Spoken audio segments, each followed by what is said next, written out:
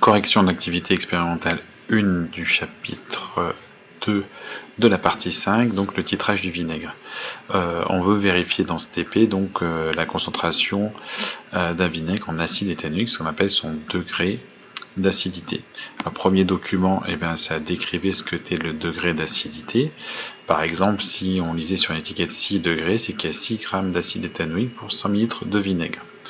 Deuxième petit document, donc sur la réaction de titrage, elle était décrite, on utilisera un acide faible, l'acide éthanoïque, qui réagira avec une base forte, donc la réaction est bien quantitative, elle est unique, d'accord, et elle est rapide, donc elle peut servir de support au titrage. Le matériel disponible était proposé ici, et l'expérience donc était regardée sur la vidéo suivante. Donc première chose qu'il fallait repérer, c'est quand je prépare la solution donc titrée, on va vérifier ensemble. Alors on voit qu'une partie sur la vidéo, mais on avait prélevé 5 ml de vinaigre qu'on a mis dans 50 ml, donc j'ai 50 ml. Donc ça va donner un facteur de dilution, on reviendra dessus, c'est la première question qui est posé au début donc, du TP. Donc ici c'est donc le facteur de dilution qui vaut 50 sur 5, donc c'est un facteur de dilution de 10. D'accord, vous trouverez ça dans la correction. On a dilué 10 fois, donc la solution sera 10 fois moins concentrée que le vinaigre pur qui a été utilisé. Ensuite, donc à partir de cette vidéo, on va essayer de faire le suivi pH métrique. Donc là, on devait essayer de compléter le tableau. Alors je vais directement dans la vidéo sur cette partie-là, à partir de la courbe qui était proposée à la fin.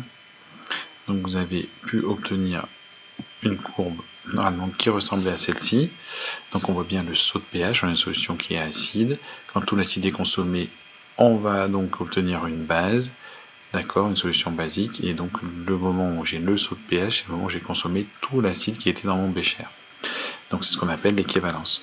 On peut repérer ça avec la méthode des tangentes. Ici, à l'œil, on voit qu'on est autour de, j'ai un très mauvais œil ici, 27 ml à peu près. Donc je reviens sur la partie des questions qui étaient posées. À partir de ce titrage, déterminer graphiquement l'équivalence. Avec la méthode des tangentes, vous avez pu vérifier ici 26 ml. Voilà, j'ai vu un petit peu plus. D'accord. Question suivante. Donner la relation qui existe entre les réactifs à l'équivalence et en déduire ensuite la concentration en acide éthanoïque dans la solution puis dans le vinaigre. Donc la relation elle a été donnée par les nombres stoichiométriques de l'équation bilan. Il y a autant d'acide que de base versée à l'équivalence, plus une mole d'acide éthanoïque réagissait avec une mole d'hydroxyde de sodium. Donc je peux traduire ça avec les concentrations et en déduire la concentration de l'acide éthanoïque dans la solution dosée. Dans le vinaigre, elle est 10 fois plus grande parce qu'on a dilué 10 fois, donc j'obtiens une concentration de 1 mol par litre. Ensuite, on vous demandait du coup de remonter au degré d'acidité. D'accord, donc suffit de calculer la masse d'acide éthanoïque ou acétique contenu dans 100 ml de vinaigre, et ensuite on pouvait en déduire le degré d'acidité. Donc pour trouver la masse, c'est pas si compliqué. La masse, c'est la quantité de matière fois la masse molaire. La quantité de matière, c'est rien d'autre que la concentration fois le volume. D'accord, la concentration qu'on a donnée ici. CA' d'ailleurs, CA' 1 mol par litre. 100 ml, donc 100 fois 10-3 fois 60, 6 grammes.